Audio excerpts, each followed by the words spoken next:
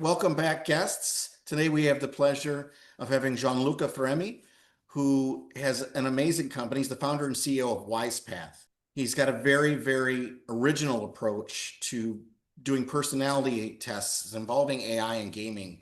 I can't wait to learn more about his product and his story, what brought him to WisePath. Welcome, Gian Luca. Thank you for joining us. Hi, Kevin. Thank you very much for having me on your podcast. It's Really my looking pleasure. forward to it. Where are you calling us from? Currently I'm based in Turin. And Italy, it's our market in which we're working the most right now. So I'm here and I'm calling you from Italy. And My it sounds accent like you're also, from Italy. right, exactly. And my accent betrayed the fact that I am in Turin also because I'm Italian. So I don't know anyone that doesn't love an Italian accent. I really don't. It's an awesome accent. So how we start with everybody is the origin story. Where did you go to school? Where did you start college onto your professional path? Okay, well, it's a very strange path with respect to the average Italian person because I studied in Italy. I actually studied in Turin in the end of the between 80s and 90s. And I degreed in information science was called at the time. There was no software engineering, and we did actually a master in thesis in artificial intelligence. So we are talking Wow. about like really the early stages of artificial intelligence. Okay. I got out, of course. No matter what you study at the time, people was hiring you. Startup were hiring you for software development at the end. So I got into a small startup in Turin in software development, and like 10 months into my first job, like it was my first working experience, I got offered the opportunity to go to Los Angeles. I didn't even speak English back then. I didn't even have a Wow. passport. Okay, but one day my boss comes and said, like, there may be a chance that you would need to go to Los Angeles because we're having problem with a partner over there. We need to have visibility. Would you be willing to go? And I said yes. And Wow. then I came back home and I said, "What did you say, man? You don't even speak the language. What's Los Angeles, right? It's like it was like the moon." So anyway, I got thrown on the other side of the Atlantic, and of course, as soon Wow. as I landed in California, these were the '90s, so the Uh-huh. big we were in the middle of the dot-com Yeah, boom dot-com and boom. everything else. Yeah, I fell in love with the environment. So I spent 25 years outside of Italy after that. Wow. So I did not Wow. come back, basically. I worked in California, Los Angeles, then San Francisco. Then I moved to France, in Paris, for a couple of years. And then I spent 19 years in Barcelona, in Spain. Oh, wow. Always on a global market, always international job. Very little work done in Spain and Italy till 8 years ago when I came back to Italy for various personal reasons. And I decided to, get engaged again with the Italian market. But yes, after this first experience, I went out. I worked for 10 years for Sun Microsystems. I don't know if you are familiar with the name. Back in the days, it was one of the big HP, Silicon Graphics, IBM, the time of the workstation. So great experience. It was a fantastic company. And then in Oh, you're 2008, referring to Microsoft. no, Sun Microsystems was the name. It was Oh, actually the got you. competitor of Microsoft. Oh, yeah, my Microsoft was competitor. our, I'm yeah, yeah. sorry. So I decided then in 2008, the company wasn't doing very well because of various reasons, technical reasons, but I decided to stay in innovative technology.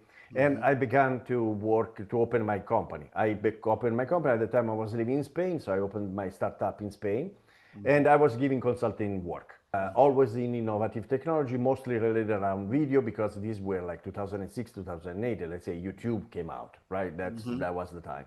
Then in 2010, I got another 6 years in a big corporate organization. I was VP of business development and sales for a London-based holding. We were listed on the London Stock Exchange, always selling video products.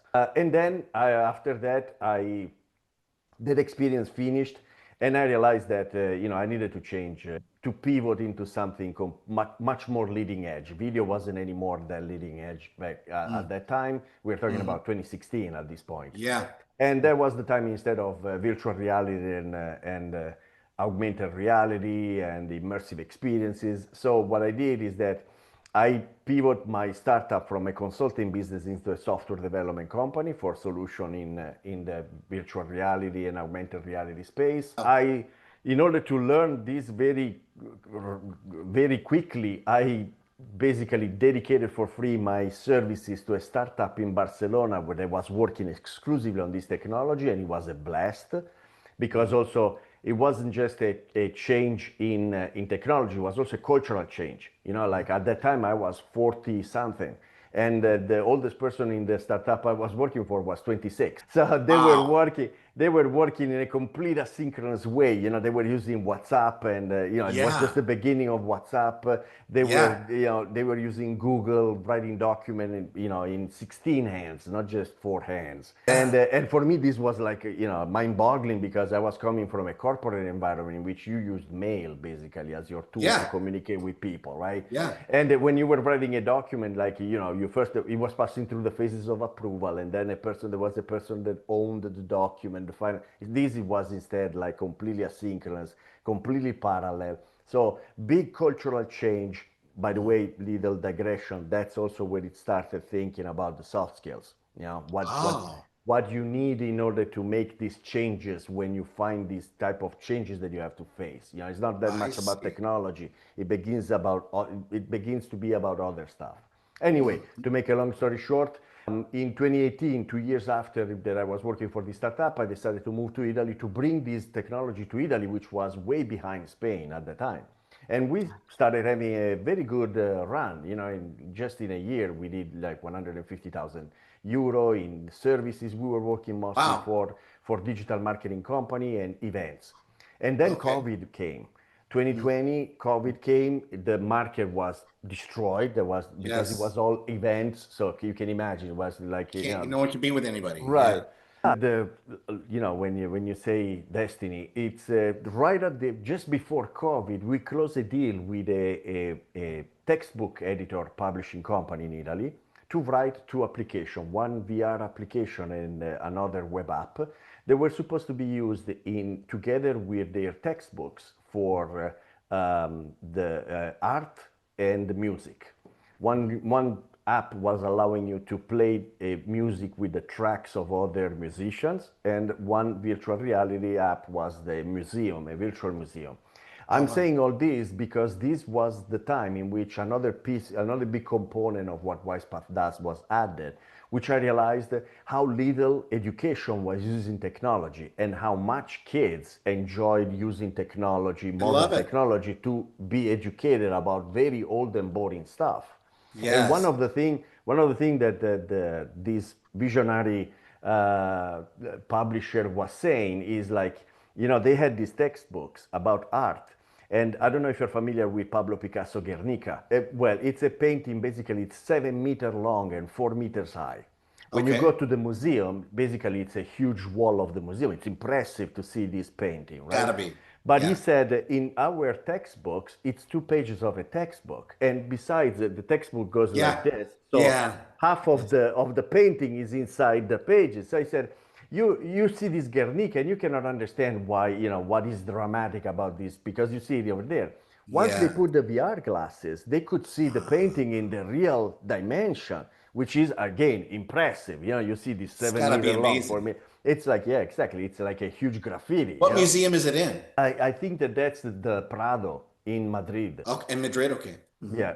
And so that's exactly what the guy wanted to convey to these kids. How can you get passionate about something if you see it into a textbook, right? Totally. And that's where we got the thing of technology. So Mm. 2020 then, it's, and I leave it there for the next question, because otherwise I take the microphone and I don't leave it anymore. That's another characteristic of Italian people. Once No, they start talking, they never stop. no, but you're doing the progression the way I'd be asking the questions. So Okay, that's great, great, excellent. No, I want to hear great. from you.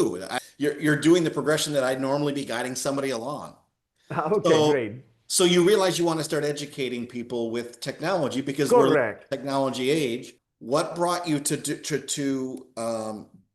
dealing with this specifically with educating people on the soft skills? What brought you to that? So, since we are talking about soft skill, let me just jump in with what we do so that at least the people that Please. listen to the podcast understand why we're talking about soft skills. So, WisePath is basically a SaaS, a software as a service platform online that allows you to measure soft skills by playing video game, commercial video games. So the video games that people use to entertain themselves. We have you playing some of the video game we analyze, we get the data, we analyze this data, and we can measure and monitor your improvement while you play on 16 soft skills like critical thinking, logical reasoning, creativity, self-motivation, da da da da da. So that's why we are talking about soft skills. Now, the thing that I understood with this project, with the publisher, was the fact that I understood why kids, modern kids, were bored at school. Things that wasn't happening to me. Because the most technological thing I would get once I would leave the classroom was the television. So Exactly. not Me something you too. die for, Me right? too. So, We didn't know what this was. right. So, It's much better to play, play football or I've play never soccer, even whatever. remotely thought of that. I've never thought of the fact that kids are doing these technologically advanced things outside of school, but still being taught as if it's 1955. Correct. Right. Exactly. And so of course they're going to be bored. Right. Of course. I never ever thought of this aspect. You get out of the classroom and you have a PlayStation. You talk to Yeah, your friends through social network, even on the across the world. You absolutely. watch video. You play video games. You have virtual reality glasses. Then you go back in the classroom and there is an old person that in front of a book written with text is trying to teach you why Louis XVI in France and the French Revolution matters at any point for you. You're It like, doesn't matter at all, by the way. like, how can I possibly be interested in something like this? Even if I have some interest, this experience is gonna kill it. Yes. I'm gonna hate it. So that's the point where we realized that the education system needed to change. And that's from a So smart. presentation perspective, right? But then, as I said, during COVID, and because of the experience, this thing, big people considered that I was like a corporate man, business development and sales. And when I came out of this, we decided to shut down the company listed on the stock market because the product became obsolete. There was it was a niche market. The product worked as long as it could, and then it became obsolete as soon as the internet came up. There was no reason anymore to use any other delivery service for video, which was what we were selling. So, okay, fold the company. So begin a new life, right? You get out. I'm 47 and I get out of in the market. And besides, in just the last 10 years that I was doing this, the technology market went like way ahead. I mean, we were talking about the HoloLens of Microsoft, holographic glasses, virtual reality. Facebook that bought for 1.6 billion, Lucky Palmer glasses prototype, right? All these things, and it was like science fiction. So you find yourself in that situation, and you have to reinvent yourself. Now, you know that anything you can learn, which is you can learn any technical stuff. You take the book, you read it, and you got it. But which one do I read, and how do I reinvent myself to get back into a world in which business development, I was coming from a corporate world in which business development was a person-to-person thing. You would meet the corporate team on the other side, you would strategize with these people, you will invent new solution, you will bring it to market. Now, business development, when I came out, was a 22 years old kid on Google that was calling numbers that were passed by, and they were calling them business development manager, right? They were just looking for people to buy Google ads and services from Google. How can I sell my professionalism in an environment like this where my job has completely reinvented? I have no market, right? So that's why I decided to do this. But this was the first alarm that told me like people needs more than just technology knowledge, right? And so in 2020, me and a friend of mine in the United States, we realized that we were seeing a change in the people. Being forced to stay home began people realizing that, having breakfast with your kids, pick them up at school, spend time in front of the TV in the evening, was nice, man. It wasn't, it's important. Right. We were in the hamster wheel of going to work every morning, and that's fine. Everybody was doing the same thing. And then all of a sudden we realized that, you know what, staying home and, enjoying the family or the friends or, going out, it's actually very nice. It's very important. So why am I going into the hamster wheel every day? And is the hamster wheel worth it? I mean, is this really the job that I would like to do? Big shift in the mind. In fact, right after COVID, we have the Great Resignation. I don't know if you're familiar with the phenomenon, but it was like basically 45% of the people in the United States changed job in the matter of a year, 18 months. I didn't know that. Wow. Because it was called the Great Resignation as an event, because a lot of people found that the job that they were doing wasn't the thing that they were meant to do for the rest of their life. They Yeah. would have continued doing it if COVID wasn't there. Of course, they But weren't forced you out know, of a situation to look at right. it from a different perspective. So I began looking why these people are, all of a sudden they don't like the job that they're doing. And at the same time, my friend was looking at why the children that he was following, they were all 20 years old, the children he had, were having such a thwarted path in the job market. Meaning they were coming out of, they were trying to study different things, they changed many paths, they changed many careers, and luckily he mentored them in order to find at the end a career. But for some of the kids that he had, it took them 6 years to find the job that they really wanted to do, and had nothing to do with what we were studying to begin with. They started law school, and then they decided they hated it and they moved somewhere else. So why this big problem with not that much with the technical stuff, but with finding out what you want to do?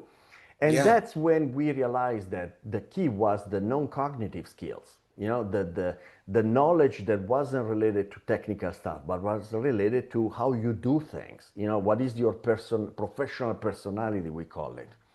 And that's soft skills. Those are exactly what soft skills are. Soft skills are basically the trainable part of your personality. If you're an introvert, you're gonna stay introvert. To Yes. change that introvert nature, you really need to do like a deep psychology, Lacanian sessions for the rest of your life and spend a Right. fortune in psychiatrist if you want to do that. But there's no need to do that because There's no need nothing to. wrong. There's nothing Yeah. wrong with being introvert. No, no. Now, but if you take the part of introvert that affect your job, that can be trained to become a little bit more extrovert. If I train that, in a certain situation, you can communicate friendly with other people and share your opinion and listen to what the other people say, participate in a certain way, it becomes easier to work with you, even if you have an introvert personality. So your personality Yeah. will stay introvert, but your professional personality can be trained to become less introvert. Those are the Interesting. soft skills, right? I That's see. what we do. So what we do Ah, is basically we measure that professional aspect of you, the human talent you have, mhm. and we map it. We can show you, we bring it down to the ground because usually these are all intangible stuff. What it means that you are an expert in critical thinking, or will you know everything there is to know about being a leader? No, man. I mean, it's Impossible. right. It depends Yes. the situation you're in. But Yes. sure, there is some skills that the leader has to have, Of no course. matter what kind of. And so that's exactly what we identify and what we work on. And in 2020 is when we realized that this was needed. And in 2022 is when we found that this was possible to train it with video games. And that for us was like, okay, we got it. We need to open the company now and figure out how to make a product out of this. Wow. So it just came from the thought of, and you were like, people love to be in it. It needs to be something interactive. And so why not make it gaming? That's what, so then you were like, how do we mix education with gaming? And that's what the next step was? It was actually let's say, the problem that we were facing is that soft skill up to that point were trained with coaching Mhm. only and were measured through questionnaire tests. Correct. Correct. And if you Personality wanted to, test. personality test, and if you wanted to have accurate measurement of the skill, the personality test would last 2 hours. I mean, you would Ah, answer like 250 questions yeah. Which you because they can't need do to those. who wants to do it, man? They like torture me, but I It's prefer like it, an right? exam. Yeah, Right. well, yeah. And then in order these tests are constructed, they last 2 hours and they have to under question because they have to ask you about, if you are feeling you are a leader in many different transversal way because they need to see that the answer, let's say they need to have your answer to many different way of asking the question for them to realize if you really are, If you really have are a this leader. are a leader or not, right? Because if I Right. ask you, are you a leader? You're going to say yes, and we're done. Yes. And so I have to mask it. So at the end, you end up answering 5 times the same question. You know, it's like, are you a leader? Okay. Do you like leadership? Yes. What would you do as a leader in a situation like, man, I got it. You know, like it's kind of like it's And honestly, very and then still, you're still answering your own questions. So is that really determining? My problem with personality tests has always been I'm answering these questions. So it's my view of myself. And maybe people are talking about what they would like to be. And that's so if you're telling me there's a way to measure that without me actually answering the questions about right. myself, then that's a very innovative way of, in my opinion, more accurate way, if it can truly be tested, of determining what type of personality a person has Correct. to measure their Correct. soft skills. It's Yes. brilliant. That's what I find brilliant about this. And I don't know, I've never even heard of it before, this approach. That's the thing. It's like it's very strange to realize that we are basically the first company that is tapping into this enormous data lake that is the gaming data that nobody's using. Nobody's actually, except the game publishing company, which are using this data for entertainment purposes. They are not Yeah. using it to sell products to these people. You don't have a product placement in, well, you may have product placement, but you don't have advertisement in a video game. People would kill you if you put an advertisement in a video game. You know, I'm about to shoot the dragon and you interrupt And just because you're gonna come like you sell me a Coke. You know, that's like, man, great. I'm gonna kill you. You know, like I'll break the CD as soon as I finish the ad, right? And then I'm gonna go on the internet. I'm gonna tell everybody never buy this game. These are, these are Yeah, you terrible, right? certainly can't be the first one to do it. You Right. know? So they don't use this data for business. They use them Mhm. exclusively for entertainment. But it's an enormous, consider how many people, 3.5 billion gamers in the world, are Mhm. playing an average of 7 hours a week of video Wow. games, right? So these data are collected since the past 20 years. Wow. Behavioral data, naturally behavioral data, because you are facing dynamic situation in which you have to answer in a certain time, right? It's the game, it's the It's speed of the game. it's time. There's a We are timing the first. aspect to it. Yeah. It's amazing that in 2020 we started the first company that began using this data for non-entertainment purposes. Wow. It's almost mind blowing, It and is it's mind still blowing. this way, and it's still this way. Wow. Do you think they just don't think they can harness it? That's just astounding to me because I can completely see the value in it. Now, how with AI increasing the way that it's increasing and replacing so many jobs, let's just be honest. It's Hmm. replacing accounting. It's replacing, Hmm. you no longer need to be going to school to be an engineer. You can design it you can have AI design it. Where does your technology fit in with these concerns that most Americans have? You see it all over the news. It's going to replace the American workforce. Yes. Yeah, or I mean the world workforce, not just American, the world workforce. Yeah. Yeah. Right. What are your what would how do you respond to that? Well, it's that's the pleasant surprise we got when we started the company. Consider that we opened the WisePath in around October 2022, and a few Okay. months before, or a few months later, is when OpenAI released the first release of ChatGPT. It was when ChatGPT That's became when it was. Okay. available worldwide, open, right? And so the more we started working on this, the more ChatGPT evolved and began what it is right now. And AI, generative AI, is the big revolution that is going on at the moment. Well, this is the very paradoxical moment we are in. The more artificial intelligence is becoming able to do repetitive jobs and technical jobs, like developing code, the more we are looking for something that what is the real value then that I bring. Like if coding now it's gone, and what is it Yeah, that I really bring? And that's the correct. human talent, right? That's your human talent. Right. Is that the one of the things that we say is that till 2022 when ChatGPT came out, we were still living in a knowledge economy.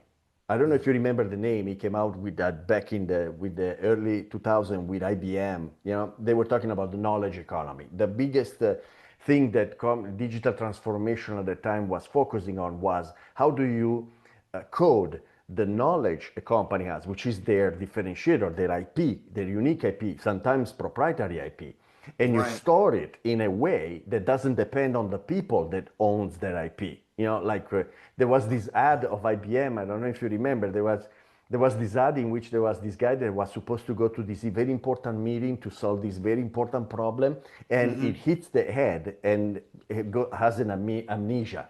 And so there was. So now that he couldn't now solve what do it you do, right? What does the company do, right? because you There can't was extract the information. because you don't have the knowledge, right? Because the knowledge is in the head of the person, right? So how do I get it out and put it somewhere where if something happened to this person, I still can run my company and I can still have, you know, even if my workforce change, I can still have the assets of the company in a place that is owned by the company. So that was the goal, right? That's what we were working on. We created digital system, we created mind maps and all these tools in order to encode knowledge, right? But there was still an issue, which is that now you encoded the knowledge, but in order to do something with it, you still have to understand it. You know, it's like the example I use is like if I go on Google and I ask for an article that, you know, about a differential equation. Okay, I want to learn about differential equation. Great. Now, because of the knowledge economy, that information has been digitalized somewhere, and there is a great tool that is able to find the best article for me somewhere. So this is all great because I learned so much stuff that I didn't even know I could learn because Google gave me access to that digital knowledge, right? But once you get this article, you still have to read it and interpret it, right? You have to understand the differential equation. Otherwise, you're not going to be able to use it. That till 2022. With ChatGPT, what happened is that now I don't even need to do that effort. Because ChatGPT will tell me how to use it. ChatGPT will explain me what differential equation are. And if I don't understand, I can ask ChatGPT 100 times. I can ask ChatGPT to explain it to me through comics, through singing a song, you know, whatever, with the voice of a Nobel Prize, you know, whatever. And it does it, you know, without any effort. It's the best teacher in the world because your teacher would not explain you the same thing 100 times. At some point, he would ask you if you're stupid or if you are, you know, making fun of me in some way. So ChatGPT, no, it's always nice. Yes, sure, no problem. Here it is, brown, and it does again, right?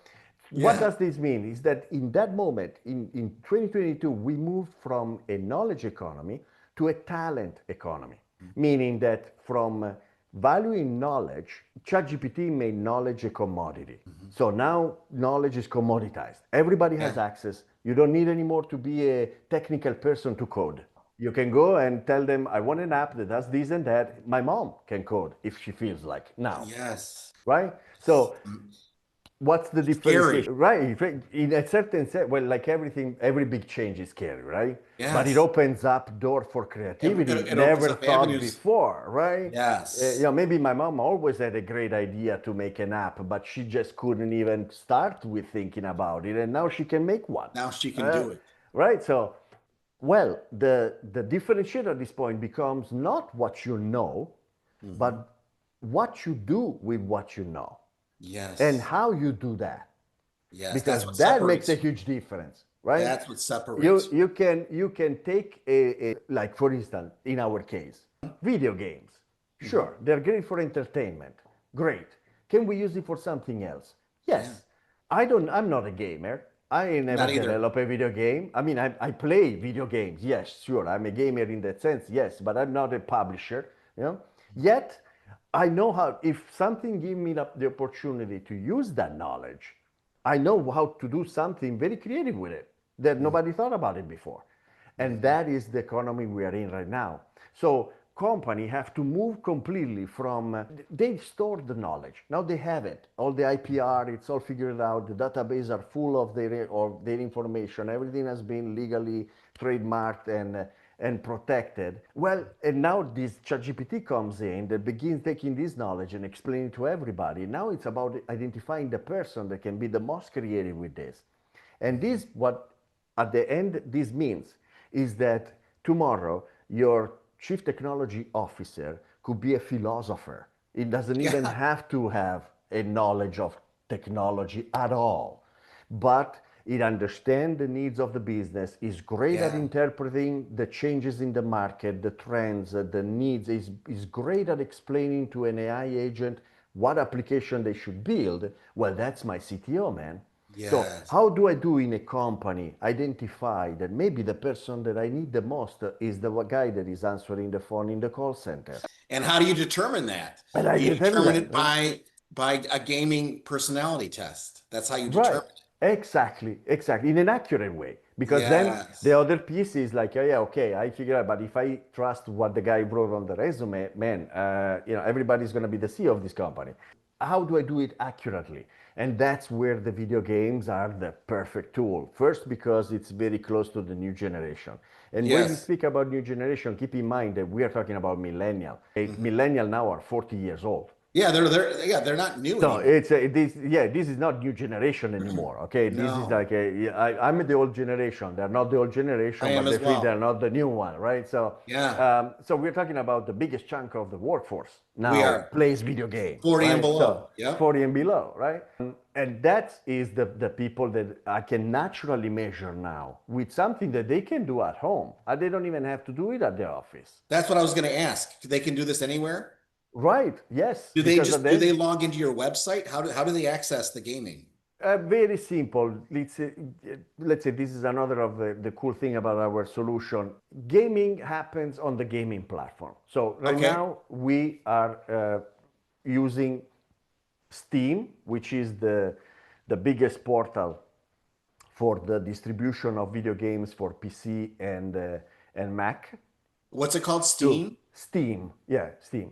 It's like 200. This is 200 million subscriber, 50,000 Oh, wow. games. Yeah, it's a massive thing.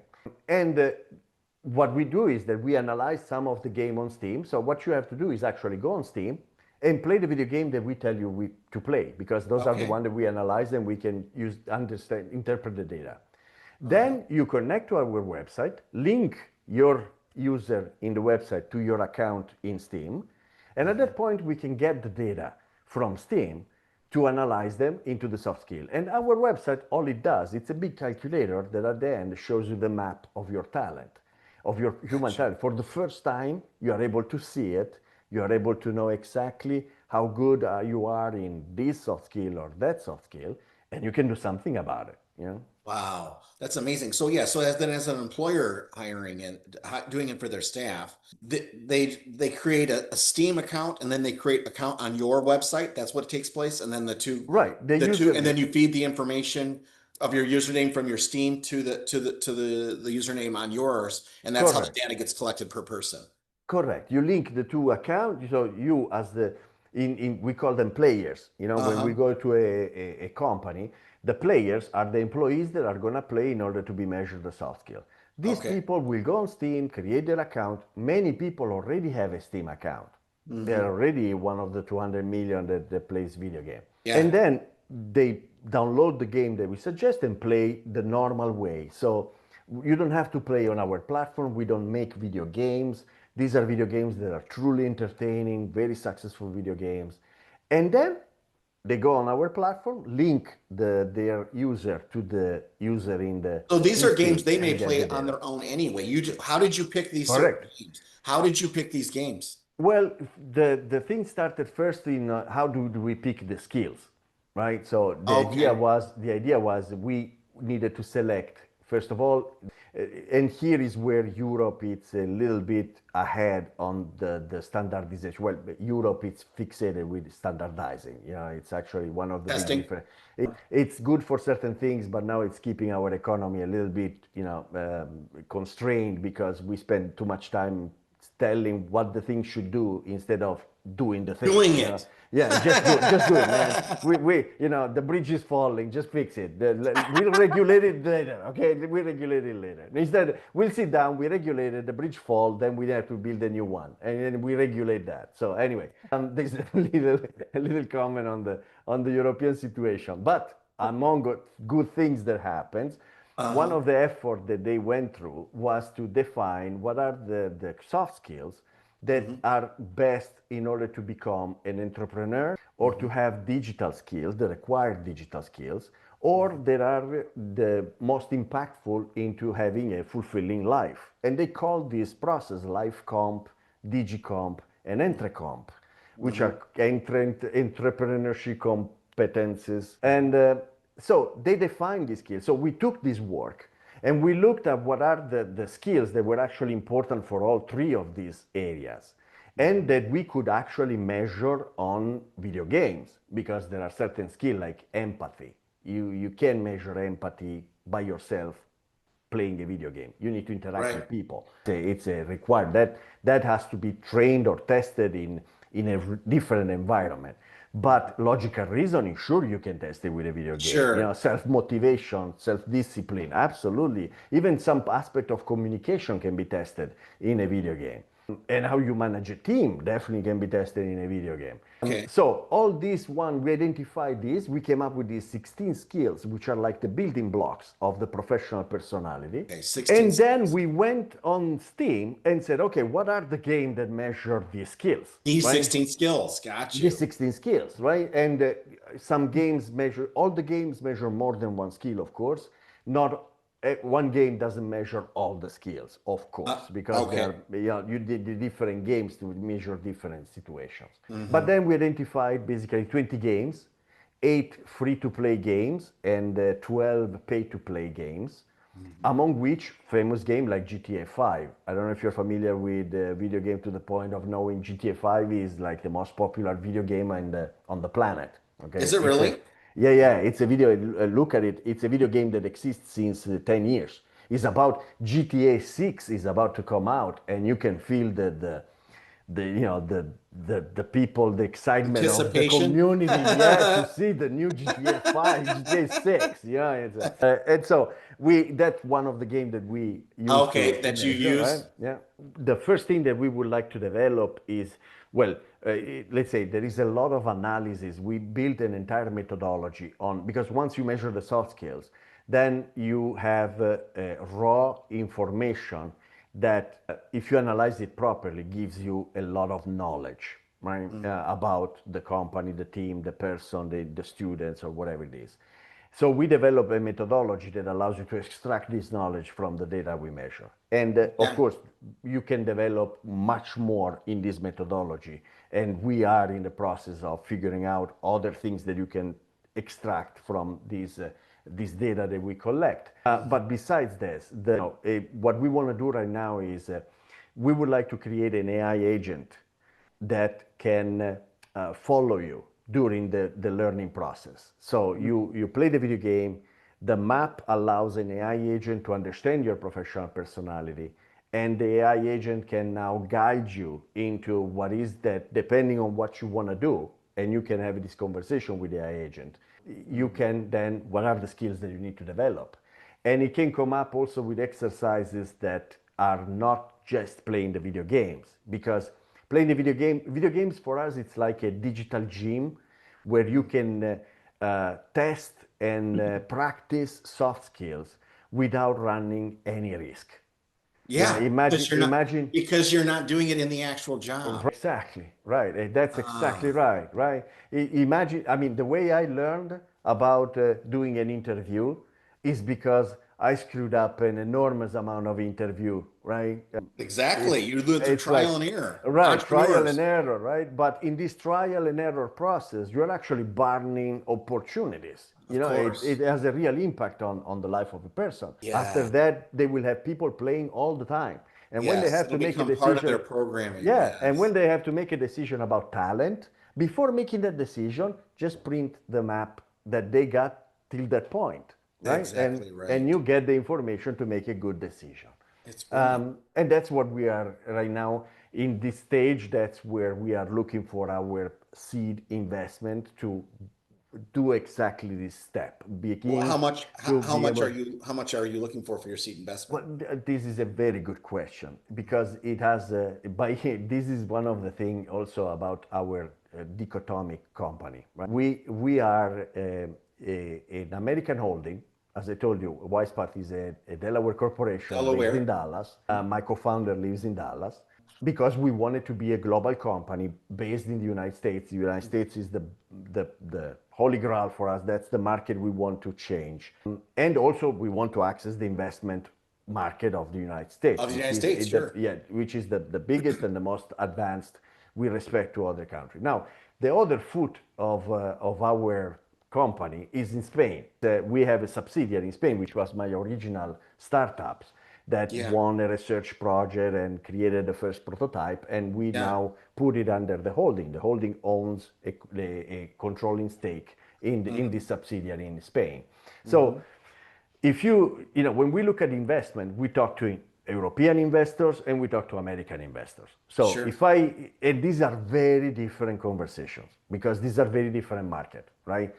To go for a seed investment in Europe and asking for $1 million, it's like you must be smoking something really good. Okay, tell me where you buy it because I want some. I want some. I want some. Now, if you go on the other side in the United States and you ask for $300,000 for a seed investment, they're saying like, man, you're not serious. But what the heck, right? What are you asking? What are you asking me for? What do you do? Like pay for the toilet paper with 300,000? Like, how much are you planning to scale, man? From 10 people to 100 people? What Exactly. The like, right. What are you going to do with 300 They want grand? the big number, right? They want the big. So what we're in the process, in fact, that we have this, as I said, a decoupled brain in which on one side we are preparing this exactly the same presentation, and we are going to European investor with one proposal and American investor with the other. But just to answer your question directly, we are looking for $1 million in the US market. If we can find, this is the key point. Right now, one of the things that allowed us to do what we are doing is because we are holding control of the company. So we managed to do this through angels that are part of the management team as well, and they care about the vision that we have and the let's say the mission we have very deeply. So for us, it's important to help the people. Okay, that's the first thing. Then we all want to be rich and make a big success, but while we are helping the people. Yes. Right now we are going well with the business we have, but we're always looking for partner that makes us grow. But the partner that we're looking for has to share the vision. I don't want to find a VC shark that gives me a bunch of money and then it begins to ask me to put advertisement when I show you the map of the talent, because that's it completely spoiled the philosophy behind doing all this. You want them to believe in it. Yeah. I wanted them to believe in. So it's not just looking for the money, but it's looking for the investor that then will help us building that market and that story for the United States, which are specific needs. So in the United States, we're looking for a partner that can put $1 million into this company and help us create that story. And then we can go and generate the revenue to go to Series A and all the rest. And at that point, but at that point, once we build the market, we still control the story, right? I don't have to, I don't want to go to the VC when I need the money. I want to go to the VC when I want to grow. And I can pick the VC that share the same vision and help me grow the company. I couldn't agree more with the approach, with what you're doing. So that's the process we are in, and it's sometimes it's a struggle, but sometimes it's really rewarding. Man, this is amazing. I could talk to you for 2 hours. Where do they find you? The website I know is wisepath.ai. If they want to start doing the gaming for their own personality, that's where they go to what would it cost an individual to learn about their own personality? The name of the platform is SkillQuest. SkillQuest. Right? That's the name of the product, let's say. So in order to, one of the things that we did, just to contextualize a little bit the answer I'm giving you, B2C is very important to us. We believe that our product is natural for B2C. We are doing the B2B stage because we are a startup, we have to go through the process, and that's you start from, because also you need to understand the value proposition. blah, blah, blah, blah, blah. But at the end, the goal is to be B2C. So Sure. we left open a door in our platform for people to come in for free and test their skill, right? They can Ah, play and they can get their skill measures, no problem. To do that, you have two ways. One way, the one that I suggest, is that you go to wisepath.ai, the homepage, and at some point you will see that there is, we ask you if you want to try the platform. And by clicking on that button, you download the registration guide and follow ah, the guide, and we'll tell you how to open the Steam account, how to connect it to the platform, and you can begin coming in and play. No charge, play as much as you want, measure yourself till you get purple in the face, no problem, right? The other part is that you can also go straight to skillquest.ai and okay. you will follow the same thing. The difference is that you won't be able there to download the registration guide, but at the end you will be able to accomplish the same thing. So I'll suggest to go to wisepath.ai, download the registration guide, follow the step. I mean, we managed to have school teachers being able to go through the process without any problems. So I think that the user guide is foolproof, and I, anybody can do it. that's so amazing. And It's wonderful that you're allowing people to do that, just to go there for free to test it out. I think that's awesome. yes, because fundamentally, as I said, it's a cultural thing. We need to change the culture in which companies are run. 100% Business are agree. built, people work together. How you choose, 100%. not just how you choose the person that comes in your team, but how do you choose the team you're going to end up in? We want to flip the interview process. It's no more just the company that interview the candidate to see if they fit. We want the candidate to interview the company to see if the company is the place that they Fit is the want to fit for actually. them. Yeah, we want the candidate that goes and says, "Yeah, but sorry, do you have a map of the soft skill of your company? Yeah, Yeah, like where am I going into? exactly. What am Who I am I walking going into? Can you working? Who show am me I your map? working with? Yeah, Yeah, can you show me your map? Like, am I talking yeah, to people that like, are totally pragmatic and logical, and I'm a very creative person? Like what, right? And it doesn't mean that it's, a creative cannot work with a pragmatic. No, but you know at least what you're getting into. It's not yeah, going to be a surprise after you sign the contract and now you're stuck in the company. yeah, Like just to give you an idea, when there was the Great Resignation, 45% of the people changed job or consider changing job within 6 months from the moment this analysis was made, which was like a year after COVID. 30% of the people that actually made that change, of this 43%, actually regretted it as soon as they changed. wow, wow. And the reason is because the problem we face has nothing to do with the technical aspect of the company.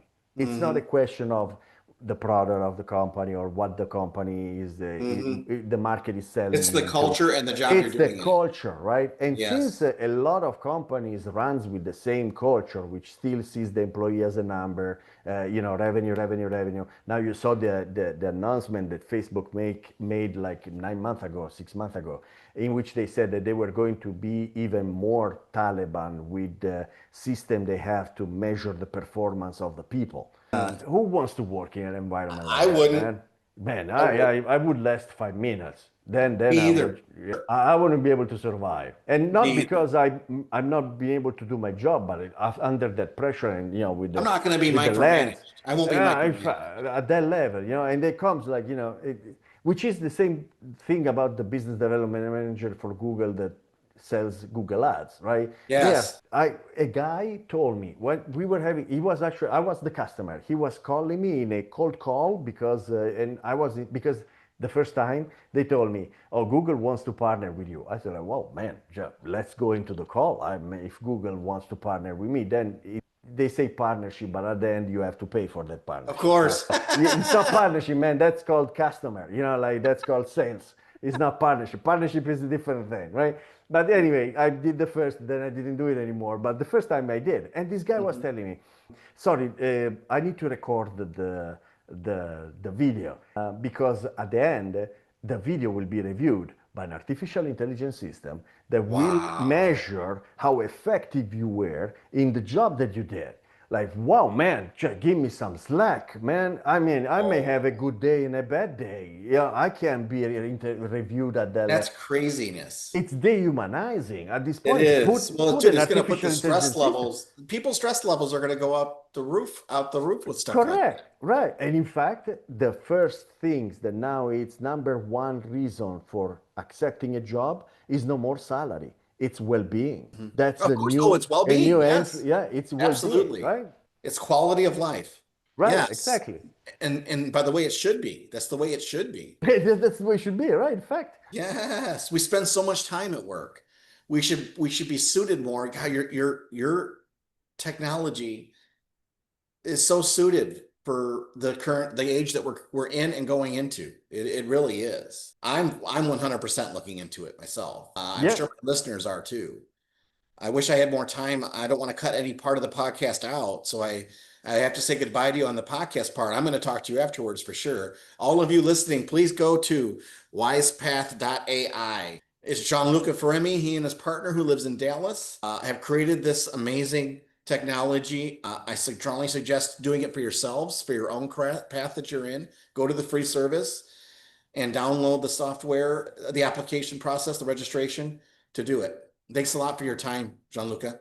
Thank you, Gavin. Thank you for having me here, and thank you for the way you conduct the podcast. Really natural. I felt totally relaxed, and that's what really allowed me to share with you all the inside and outside of what we do. Thank you. Oh, it's my pleasure, Gianluca. I truly enjoy these podcasts. Entrepreneurs are so brilliant in the different ideas. I learn all the time, and it's been a real pleasure. Thank you very much. Thank you.